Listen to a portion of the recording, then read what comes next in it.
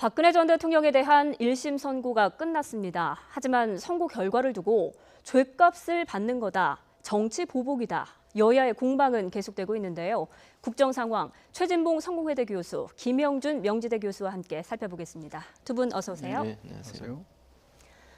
네, 박근혜 전 대통령 징역 24년 벌금 180억 원을 선고를 받았습니다. 예. 일단 이대로 최종심에서 확정이 되면 예. 90세가 다 돼서 나오는 겁니다. 거의 그렇죠. 종신형이나 다름없다. 이런 이야기도 있습니다. 그런 거죠. 그래서 사실 이제 이번 재판이 갖고 있는 의미라고 하면 박근혜 전 대통령 이번 국정농단, 그러니까 최순실 박근혜 국정농단의 주범이라 하는 부분이 명확하게 명시가 된 재판이라고 볼 수 있겠고요. 네. 또 재판부에서 그렇게 밝혔지 않습니까? 국민이 부여한 대통령의 권한을 사적 이익을 위해서 활용했다.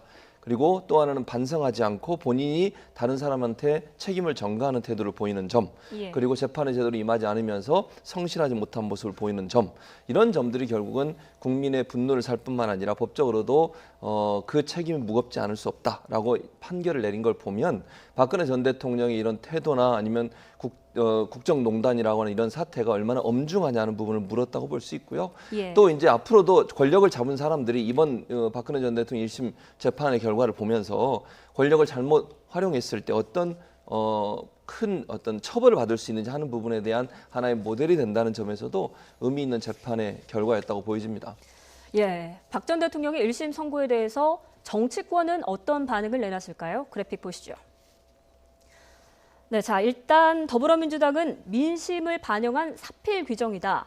자유한국당은 간담 서늘하게 봐야 할 사람은 문 대통령이다. 이렇게 이야기를 했고요.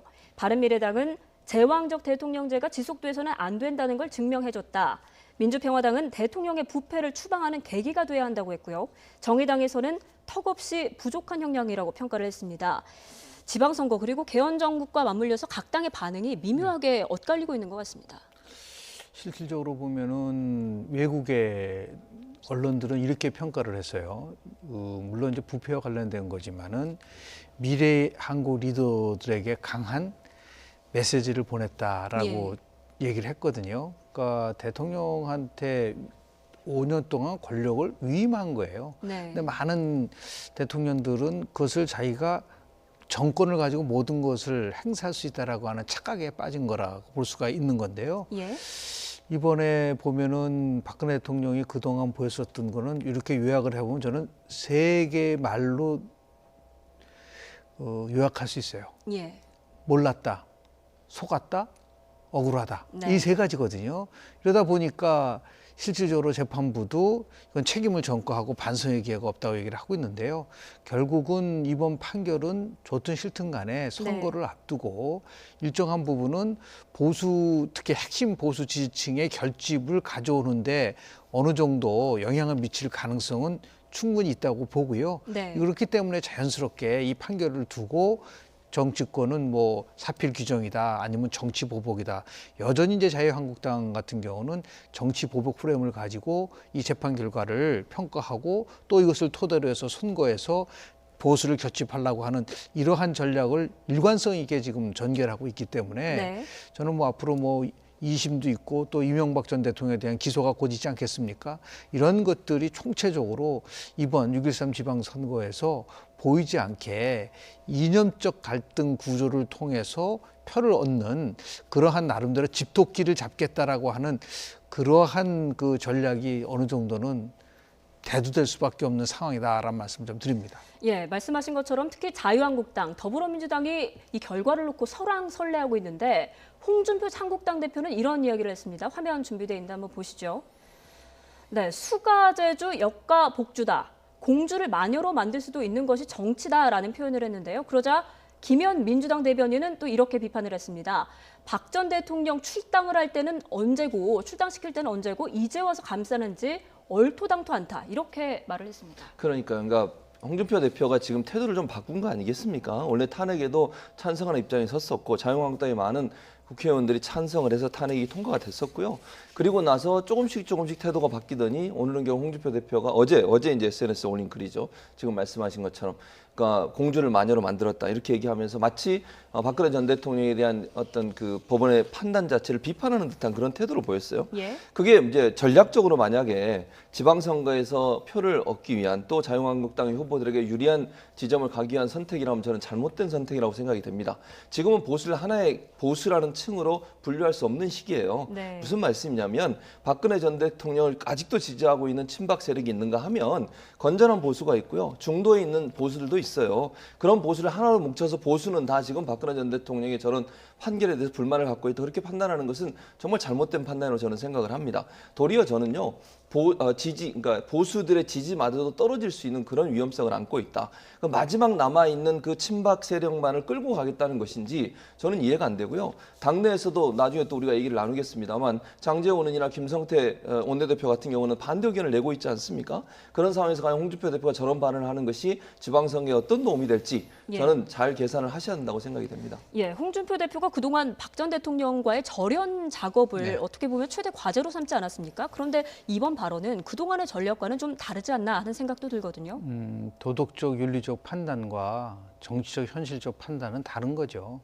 예를 들어서 그동안 박근혜 전 대통령에 대해서 홍준표 대표가 비판했었던 부분들은 윤리적, 도덕적인 측면이었다고 한다면 예. 이제 지방선거를 앞두고 전략을 세우고 그리고 지지층을 결집시키려고 하는 그런 현실적인 면에 봉착될 수밖에 없기 때문에 예. 이 나름대로의 그런 전략적 측면에서 얘기를 했었다고 보는데요. 저는 어떻게 보냐면 이번에 TV 생중계를 허용을 했지 않았었습니까? 네. 그런데 박근혜 전 대표는 나오질 않았어요.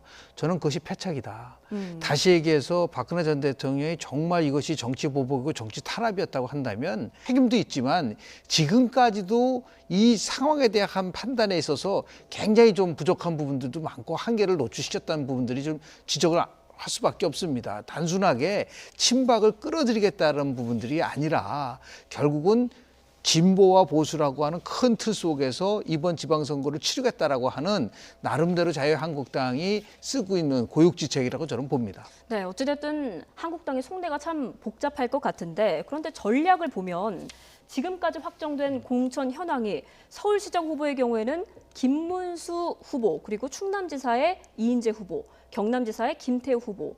그러니까 선거 전략을 보면 이른바 친박 성향을 보였던 인물들이란 말이죠. 이거는 그렇죠. 어떻게 봐야 될까요? 그것도 저는 부정적으로 봐요. 그러니까 김문수, 이인재 저 두 분 같은 경우는 특히 그 소위 태극기 집회라고 하는 곳에 가서 발언도 하시면서 박근혜 전 대통령을 적극적으로 옹호했던 그런 분들이에요. 한참 촛불 집회와 태극기 집회가 이렇게 대립되는 양상을 보일 당시에 그런 모습을 갖고 있는 분들을 다시 물론 저는 고육지책이라고 봅니다. 자유한국당에 사실 대표로 나올 수 있는 만한 분들 또 경력을 갖고 있는 분들이 그렇게 많지 않기 때문에 어쩔 수 없이 저분들을 내세웠다고 이해는 갑니다만 저분들이 나오는 순간 결국 상대 진영에서 공격하는 프레임은 명확해졌어요. 박근혜 전 대통령을 지지했던 세력 이렇게 프레임을 가져가지 않겠습니까? 그러면서 계속 박근혜 전 대통령의 실수를 저분들한테 계속 전가시키면서 프레임을 그렇게 끌고 가게 되면 이념적으로 사실 지지를 얻어내기가 상당히 어려운 상황이 될 수도 있어요. 그럼 본인들이 지금까지 했던 얘기를 다 뒤집어서 그러면 본인은 박근혜 전 대통령을 지지하지 않는다 이렇게 얘기할 수도 없는 거 아니겠습니까? 그러니까 보수층들도 박근혜 전 대통령의 그런 잘못된 국정 운영에 대해서 상당히 실망을 많이 갖고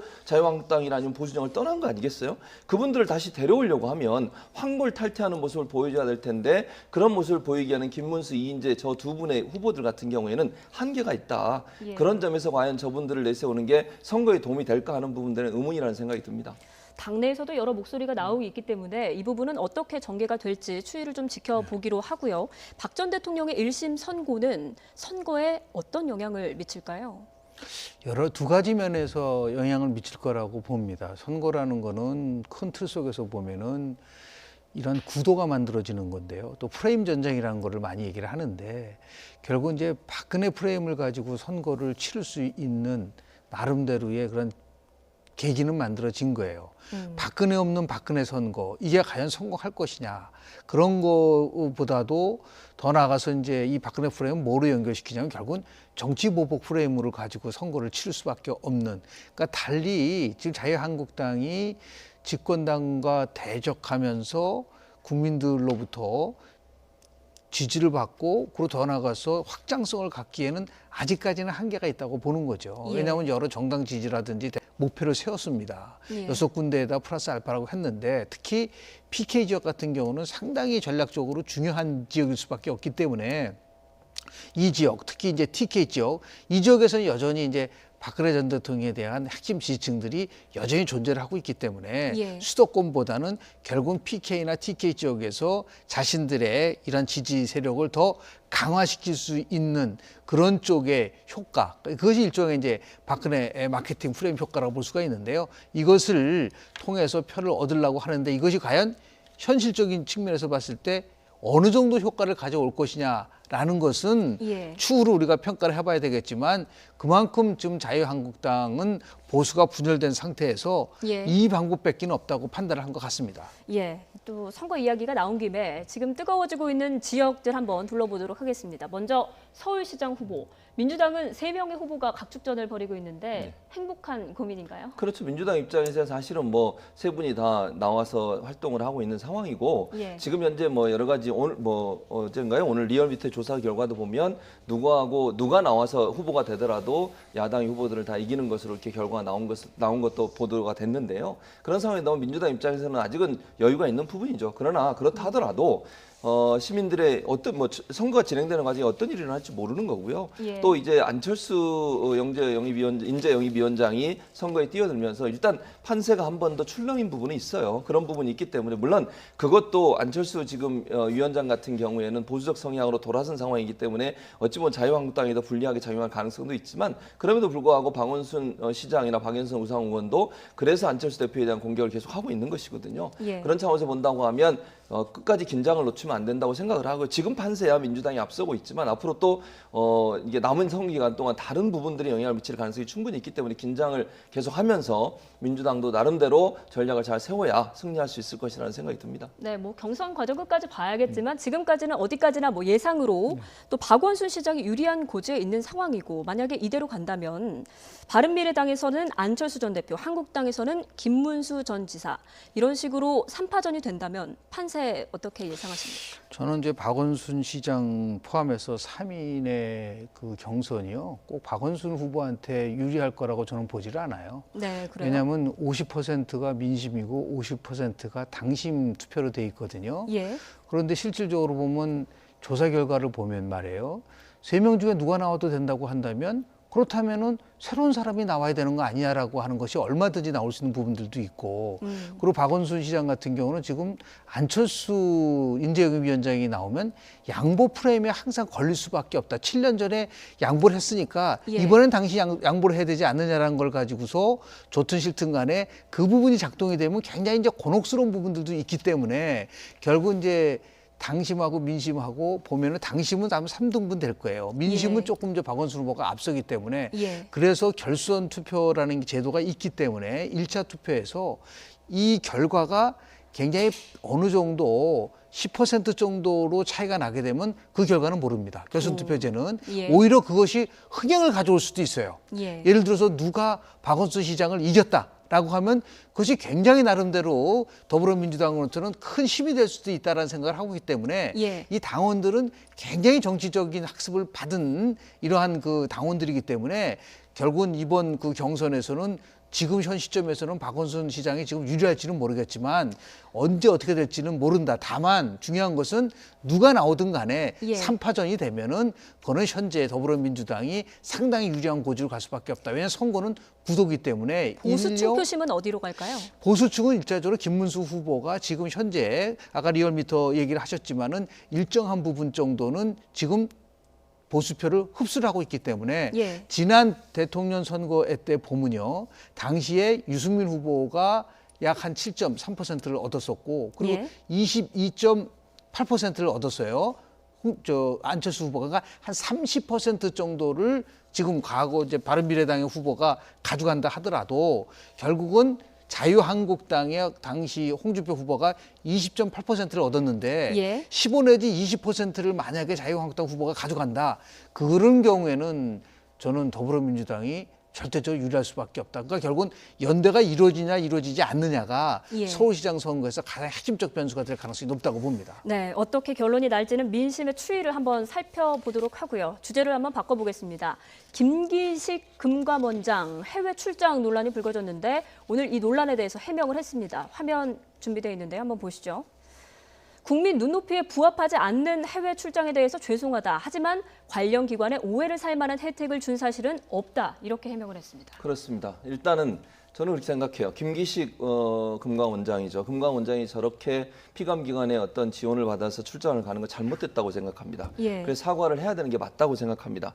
본인이 오늘 사과했고 사과한 내용에 대해서 물론 본인은 어떤 거에 대해서 뭐 특별히 혜택을 준 적은 없다. 그것도 맞는 얘기예요. 근데 저는 이게 김기식 금감원장만의 문제가 아니라는 데 저는 얘기를 더 강조를 주고 싶어요. 국회의원들이 대체적으로 피감기관으로부터 돈을 지원받아 가지고 가는 경우가 많이 있습니다. 그런 관행을 끊어야 된다고 저는 생각을 해요. 예. 이게 왜냐면요. 더 제가 볼 때 황당한 것은 뭐냐면요. 이 19대 국회 같은 경우에 4년 동안 국회의원들이 해외 출장비로 쓴 금액이 287회 총 102억 원입니다. 이 돈을 국회에서 나가서 출장을 간 거예요. 그러면 이렇게 갈 수 있는 돈이 있음에도 불구하고 왜 피감기관에서 돈을 받는지 저는 이해가 안 되고요. 예. 지금 현재 물론 자유한국당은 계속 김기식 원장을 공격하고 있는데 저는 물론 아까도 말씀드렸죠. 김기식 원장이 그렇게 피감기관 돈을 받고 출장을 간 건 잘못됐다고 말씀을 드렸어요.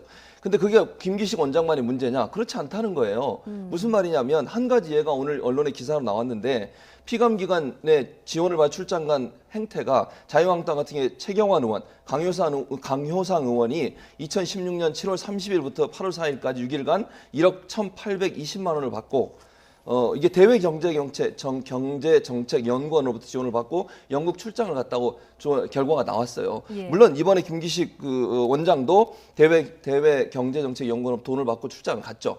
이런 관행들이 계속되면 국회의원들이 과연 그런 피감기관에서 제대로 조사를 하겠느냐 하는 부분이죠. 그래서 이번 기회에 국회가 이렇게 관례적으로 행해왔던 피감기관으로 돈을 지원받아서 출장 가는 행위는 다 끊어야 된다고 저는 생각을 합니다. 그래야 국회의원이 제대로 감사도 하고 아니면 피감기관에 대해서 강하게 질책도 하고 문제가 있으면 지적도 할 수 있는 거 아니겠습니까? 예. 그런 차원에서 이번 일을 기회로 해서 국회가 좀 거듭나는 그런 모습을 보여줬으면 좋겠습니다. 예.